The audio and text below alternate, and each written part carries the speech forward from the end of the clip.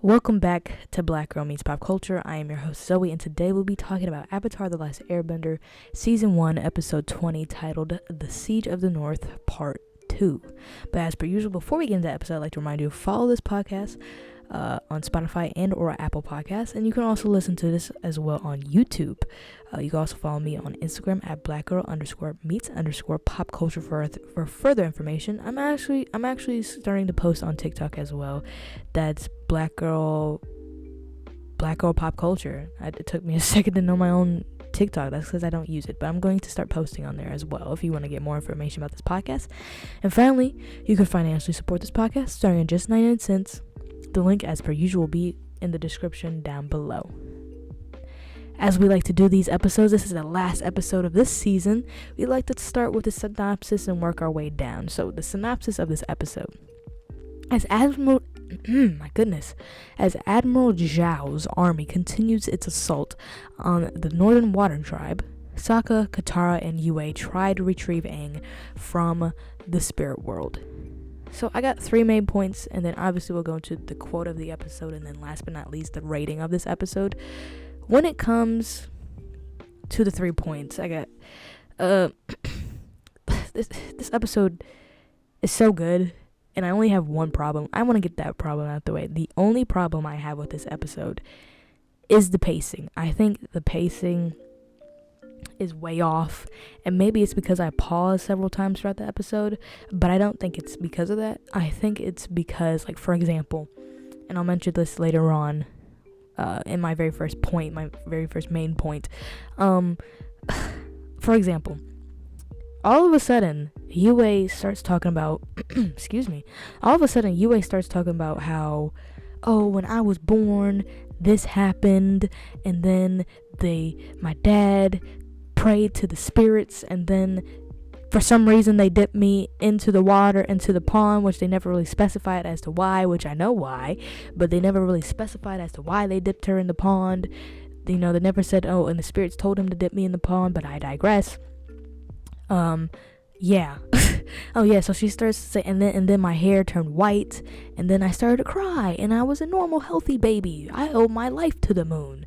And then, all of a sudden, Iroh turns to Yue when Zhao kills the moon spirit, spoiler alert, and he's like, "You're the key." And then she's like, "Yes, I know what I must do." What? How did you, what? That came out of nowhere. Like, I get it, you feel me? I get it, but that was, like, bizarre. And, gosh, there was something else that felt off. When the episodes, after all that stuff happened with Zhao, when he practically gets murdered, I think killed is the better word. Anyway, when he gets killed by the moon spirit, and I finally understood that Aang at the end became the moon spirit, like, kind of like on behalf of the moon spirit. So then when the moon spirit saw that the moon was there, it was like kind of some part of it became Aang, like, in absence of itself, because of, Aang talking about balance. In absence of itself, Aang became the moon spirit, and then when the moon spirit recognized that, or when Aang's moon spirit recognized that the moon spirit had returned, he dissipated. The moon spirit avatar of himself dissipated. So I was like, oh, I get that. I understand that now. I've never thought about it like that until I watched it, I guess, as an adult. It took me several years for me to truly understand what happened, but I digress. But after that, Paku's like, yeah, so I'm thinking about going to the Southern Water Tribe. Me and some other people think about going to the Southern Water Tribe. I'm like, that came out of nowhere. Where did you come up with that idea? No one ever told me that. It felt like it's a kid's show. And by it's a kid's show, I mean you only have less than 30 minutes to wrap everything up. And so because of that, the pacing seemed a bit off. And I wish that in, like, maybe was it episode 18, they might have done, like, because here's the problem. In episode 18 was called the Waterbending Master, I believe. The Waterbending Master, which I rated a 5 out of 5. In that episode, I understand the whole premise with Yue was about her and Han, and well, her, Han, and Sokka kind of love triangle, if you can even call it that, because Han didn't even care about Yue. He only cared about having power and authority, the position that being with Yue would bring him. He didn't care about her, at least not the way Sokka cared about her. But I understand that was what the premise of that episode was, and maybe it's because of, well, even the last episode, it's not even just the Waterbending Master. It's the Siege of the North Part 1. But maybe if they set that up more in the Waterbending Master, like UA special, you feel me? Because like we can, and I guess it already did by UA's hair. Like nobody else, we've never seen anybody else so far in this show have uniquely colored hair. Like everybody has like natural hair colors. I mean, except for, no, it's not a hair color, but Katara being able to do the hair loopy things, that's like defying gravity. But I think you get the sentiment of what I'm trying to get at. I wouldn't have much of a problem with this episode, and it's not necessarily a problem, but it's my one critique. I wouldn't have much of a problem with it if it was talked about more in other episodes, but I understand why, and like I have sympathy towards it. I have sympathy towards it because it's a kid's show. And in a kid's show or a children's show, you have like less than 30 minutes to get your point across. So, and I don't think another episode would have helped this episode. I feel like it would have just dragged on. So I'm very sympathetic to all that. It does affect the rating that I give this episode, but overall, once again, this is a good episode. And I just wanted to get my one negative out the way. With that being said, kind of going into my negative again, there was a lot going on in this episode. The main premise is obviously the Fire Nation trying to invade the Water Tribe, the Northern Water Tribe. And there's of course like not foreshadowing, not even, but like callbacks to Iroh and what he did when trying to conquer Ba Sing Se. And there's actually like here, and I'll try to get to that so I don't forget, because sometimes I say I'm going to get to something and I forget it, but there's kind of a callback in that to an episode where there's a callback to that episode as well in this episode, in my opinion, which is in the Winter Solstice episode. They mentioned, that's the first time I believe they mentioned that Iroh tried and failed at conquering Ba Sing Se. Now there's another callback, and that's what I would say, that this episode, these last two episodes, and they've mentioned it before, are kind of an homage to that. However, there's another slight reference in this episode that I would say is a reference back to Winter Solstice Part 1, which is where Zhao says, "Oh, I've heard of your journeys to the spirit world." Now, I say this is a reference to that episode because in that episode, Iroh could see Roku's dragon. So I'm like, oh, that like, not that I didn't already know, like, Iroh, and especially later on in this episode, in that moment I mentioned, when he looks at Yue, and that's another thing I'm kind of jumping to my second point, but when he looks at Yue, and her eyes are the only eyes, because when the moon spirit is killed, like first Zhao takes the moon spirit, then he takes it, and then the sky turns red. Then he kills the moon spirit, and the sky, there's no color save for when someone's igniting fire with fire bending. But her eyes are the only eyes visible. Everybody's eyes are black and white except for hers. So you could see Iroh's connection to the spirit world, and that being played up not just in the Winter Solstice Part 1 episode, but in this episode as well, which I really liked. I liked all these minor details. It was just a lot. But like, for example, Ko the Face Stealer. I like Ko, alright? And I was remembering, because I haven't seen the show in a long time, and I don't want to go too far into stuff that happens later on, but they mention it in this episode, and it's heavily implied, when Aang meets Ko. Aang's like, "You know me?" He's like, "Well, maybe not you, but a past version of you, yes." And he's like, "Well, what happened?" And he's like, "Oh, you loved someone and I might have taken their face." When he says that, he becomes a woman. Now, later on, we know which avatar experienced that. But I was just like, there's so much setup. Like, there's a lot of payoff for this season, as mentioned with Iroh. I think even with stuff with Zuko. I mean, obviously with Zuko and Zhao fighting one last time, I would say that's payoff from the beginning of the show, where they fought in the beginning. But yeah, Ko the Face Stealer, the library.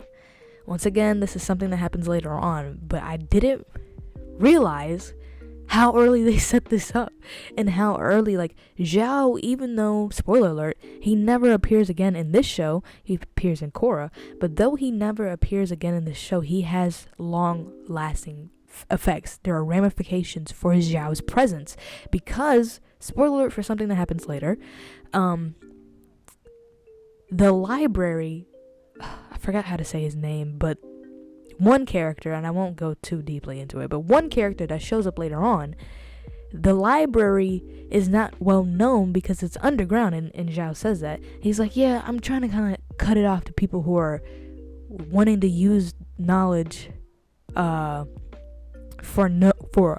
to use knowledge for the purposes of war. And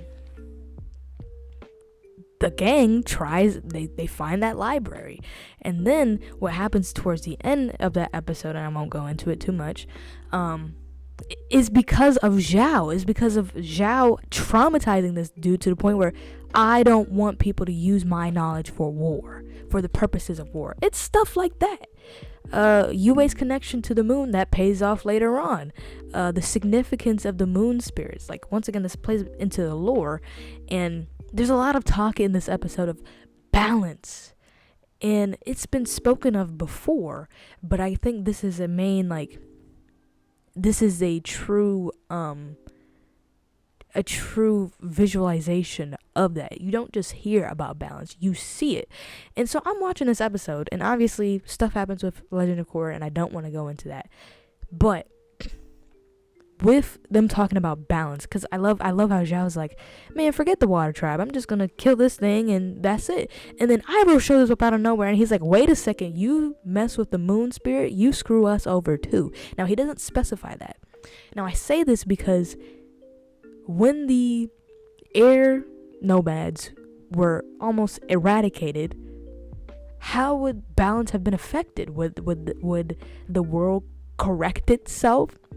Would the spirits have to force this world to correct itself in creating more airbenders? How does that work?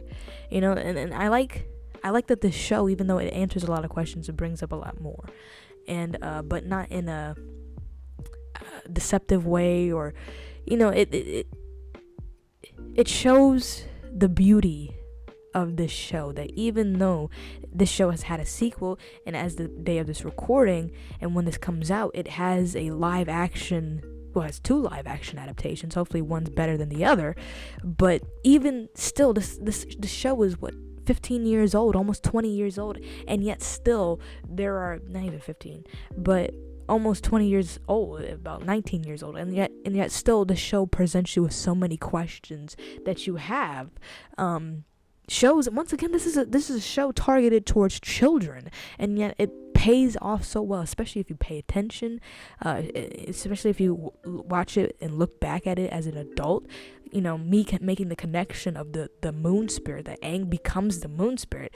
I'm sure kids understood that, and I'm just like late to the party, but I feel like that pays off even more when you rewatch it with the eyes of an adult who has a lot more understanding than a child does.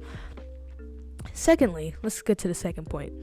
And I mentioned it briefly already, but the visual storytelling. The show already does a good job with visual storytelling. I mean, look at the bending and the ways that people bend differently. You know, Aang is much more passive. He's more evasive than Zuko. Zuko, honestly, fights in a sense like a earthbender, but obviously more in a firebender in the sense of he's hot-headed, but Zuko does hold his ground in a similar manner as an earthbender. But of course, as a firebender, and as the story is trying to tell us about Zuko, he fights very eagerly, hot-headedly, not thinking very much. And of course, with Katara, her as a waterbender, and just not even just Katara, but the waterbenders in general, their movements are fluid. You know, push, pull. Like, you think of the fight, the brief, I mean, it's not even a fight, because that's what Katara says. She's like, don't worry, this is not going to be the fight. But when she goes against Zuko for the second time, you see how in control she is of the water. So much so that Paku's like, well, I think Aang's gonna have to get used to calling you Master Katara. Love that. But when it comes to the main aspect of visual storytelling I want to talk about in this episode is the removal and then the death of the moon spirit. And when I watched this, it reminded me of arguments I've heard against My Hero Academia. Let's give slight spoilers. Spoiler warning. It might be some spoilers, might not be. But just spoiler warning as I go ahead. With My Hero Academia, I've heard comments about why are they always fighting in a pretty blue sky or in the night. And when I saw this episode, it reminded me of that because often in Avatar, you see pretty blue skies or sometimes the nighttime, right? You see them, especially later on, you see them in the night. But what I like about this episode is it flips your perception of normality in the sense of, I mean, even the storm does that. When it's constantly raining, it kind of plays into that, you know, into your perception of what's normal. And so this episode, it uses what you know as normal, even just from everyday life, which is blue sky, dark blue sky when it's daytime and darkness at nighttime. It uses that, and then when Zhao picks up and kidnaps and removes the moon spirit from the oasis, the pond in the oasis, everything goes red. And I love it. Without verbally saying it, it tells you that what he's doing is dangerous. And that he's, all intents and purposes, pun not intended, playing with fire. And you kind of hear these warnings throughout the episode where when he mentions, oh, I'll take care of the moon, don't worry Iroh, and he does, and Iroh tells him, like, you might not want to do that, and he's like, you're just a wuss. You feel me? So you have all these warnings, and so when he removes the moon spirit from the pond in the oasis, and you see it turn red, blood red, and of course we've heard of blood moons before, but not the sky turning blood red. You know, this is telling us as the audience, this is a big deal. And what made it even worse was when he killed it. Like that, everything, in the way that the sky, like everything turned black eventually, it was a progression. Everything didn't immediately go black. It was like a progression, kind of like a hush. And that in itself, I love that this show did that. It did something very different. It showed visually, not saying that it's never showed visually before, danger, but it shows danger in a different way that it has never done before in this show. And showing how the spirits are so impactful. They are the balance. They help bring balance. This is what Ko was saying, push and pull. Life and death, good and evil. It's like with Pandora's box. And when I saw that, I thought of Greek mythology, Pandora's box. And the misconception that people get is when Pandora opens the box, she only opens up bad things. But no, it's not just only bad things. When she opens the box, yes, bad things come out, but only for good things to match it. So let's say she opens the box and hate comes out. But at the same time, simultaneously, because of hate, love has to come out, because hate is the absence of love. So when he was saying this, it instantly made me think of that. It also made me think of, just now, it made me think of a dichotomy, which is another Greek mythology, Greek type of concept with Apollo and Dionysus, and how Apollo is reason and rationale, while Dionysus is lust. He's in the moment. It's not thinking, it's just feeling, you know. It made me think of that. And of course Avatar, and please don't think I'm trying to say that Buddhism or other types of Eastern cultures are stealing from Greek mythology. No, this is a consistent thing throughout history. You find this everywhere throughout history. This is not just one culture copying another, and I'm not claiming that. I'm just saying that it's interesting that there's stuff like that that plays into the show that comes from mythology of it's specifically like Buddhism and stuff like that, Hinduism. However, it's interesting how those are two separate things from Greek mythology. It's cool how they tie into one another.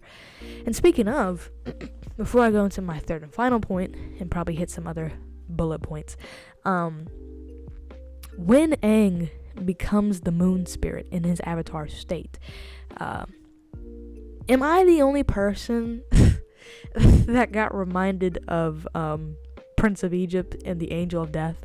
If you've never seen that, go look it up after this video. After this, if you're listening to this, go look it up, and you cannot tell me it's not the same thing. All right. Once again, I'm not saying they're copying. I'm just saying it's very similar. Where like, when the moon spirit shows up, and it was such a good visual. Oh my gosh, good scene. The moon spirit shows up, and on the left.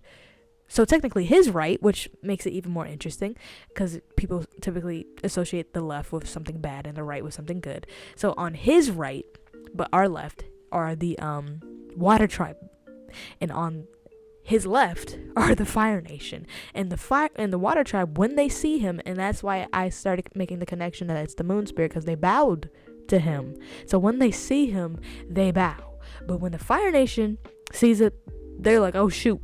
And Aang kills them in the Avatar state. He kills them.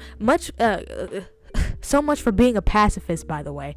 Anyway, but he kills them, right? And it's like the scene in Prince of Egypt where the Angel of Death shows up, and it sees the warning, and it sees the warning with the blood on the doorpost, and then all the houses that don't have blood on the doorpost, it takes those people's lives. It reminded me of that, in a sense of the Water Tribe bowing to Aang as the moon spirit is a sense of this warning of the blood on the doorpost. And when it doesn't see people bowing to it, he kills them. And so that I instantly thought of that scene from that movie. Good movie, by the way. So my third point, before I get into like maybe some, actually I probably want to go to the quote episode immediately after this and then get into some points, some other bullet points. But Zuko's family, like this whole show, this whole season, I would say has, subtly been leading up to talking about Zuko's family. We've seen clips and stuff, we've seen moments and flashes, especially in the storm with Zuko getting burned by his father on it. He says that my father taught me a permanent lesson on my face. I think he says that later on in season 3 actually. But we see some of that, and we briefly see Azula, but at the end we see Ozai tell Azula, your uncle is a traitor, your brother is a traitor, we have to deal with this now. And even though we saw Azula before, this is kind of like the revealing of Azula, very much how like later on there will be a revealing of Ozai, because we've never seen his face as of yet. This is kind of a revealing of Azula, and if you didn't know Azula was that girl in the storm episode, I believe that's episode 14, if you didn't know that was her, you know it's her now. And there's a dichotomy between Azula and Ozai and Zuko and Iroh. Even though Ozai is Zuko's father, and I've said it several times before, Iroh acts more like his father. And I guess this is the perfect time to go to the quote of the episode. And this quote was deep. Like, there's some good quotes in this episode, especially when Zuko was talking about fighting Katara, and she's like, don't worry, it's not even gonna be a fight this time. But he says when Zuko kidnaps Aang, and Aang's in the Avatar state, so he's helpless, he says, you're like my sister. Everything always came easy to her. She's a firebending prodigy and everyone adores her. My father says she was born lucky. He says I was lucky to be born. I don't need luck though. I don't want it. I've always had to struggle and fight, and that's what made me strong. It's made me who I am. It's made me who I am. Like, that line was but the toughest part, like the whole thing I had to include, but the toughest part in there is my father says she was born lucky. He says I was lucky to be born. What kind of father says that to their child? Or maybe Ozai, in the sense that he's saying it, it doesn't sound as though, but I think later on, actually, I'm not entirely sure, but in the sense, in the way that Zuko's saying it, it feels like, at least in my opinion, he's heard his father say this to other people about him. What kind of father does that? I mean, what kind of father burns his child? But the very first note I made in this episode is Zuko is an abused kid that abuses others because he doesn't know better. That is Zuko. And that is so heartbreaking. Even though Zuko is our antagonist, even though Iroh is our antagonist, they both of them do honorable things in this episode. With Zuko trying to save Zhao and Iroh trying to save the spirits because he realized those are worthy of reverence and respect. My goodness. But yeah, what kind of father says that? And of course, this is a conversation to be had way down the road.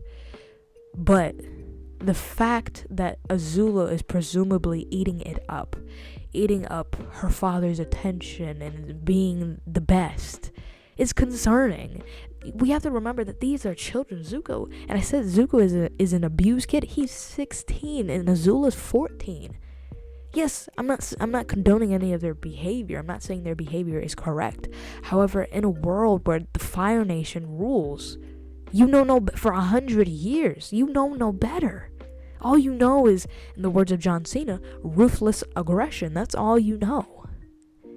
And both of them, arguably, as we don't know too much about Azula yet, at least, of course I do, but in the show, I mean. But both of them are pining after their father's affection, and it's deeply disturbing when you think about it. But on a note, and this is probably the last point I'm going to make before talking about the rating, what I would rate this episode out of 5 appas. Isn't it interesting how Zuko finds comfort, in a sense, to speaking to Aang? You know, I mean, when he talks to Aang while they're trapped in the blizzard, and he this is where he says all this, where he and I think this comes from maybe the Blue Spirit episode when he and Aang fought to get out of Zhao's captivity. That even though he and Aang are on different sides, they're on the same coin. You know, in this being a teenager, almost a teenager, in the case of Aang, but being a young individual dealing with the pressure of basically the weight of the world on your shoulders, and you're doing what you think is right, but it might not always be right. You know, it was interesting. And speaking of that, when the metaphorical angel of death showed up and took Zhao, because I'm assuming it took Zhao out of revenge for killing it, was it trying to take Zuko as well? I don't think so. In the words of Last Girl, I don't think so. But I don't think it was, and I feel like it wasn't because Aang earlier spared Zuko. And so I think in a sense maybe it wasn't trying to take Zuko, and maybe if it did take Zuko, it might have put him back. But yeah, something to think about. But to rate this episode, I would rate it a 4.5 out of 5, and the main reason is because of the pacing. I look at other episodes, I rated it like a 5 out of 5, like the Waterbending Master, and the one with Zhang Zhang. I forgot what that episode is called. The episode with Zhang Zhang is called The Deserter. And with those episodes in mind, Waterbending Master and The Deserter, I can't rate it on the same level. But now, like, after seeing this episode and after seeing the Jet, like, I haven't watched the Jet episode in a second, but just thinking about it, I want to rate the Jet episode like a 5 out of 5, you know? Eventually, I'm going to go back. After this, I'm actually going to go and make a tier list. You know those tier lists they do? I'm going to go back and make a tier list and rank the episodes out of like 5, 4, 3, 2, etc. And what I think is the best episode. And I try to think of it, not just what I like, but I'm trying to think of it objectively. I'm going to do that. But as of now, my opinion might change. But for now, this episode is a 4.5 out of 5. And that's mainly the only reason is because of the pacing. But hey, that's all I have for you guys today. If you enjoyed this episode, which I'm sure you did, share with somebody you think will like it, even somebody you think won't like it. And I will actually be back tomorrow talking about Loki Season 2, Episode 2. But until then, peace.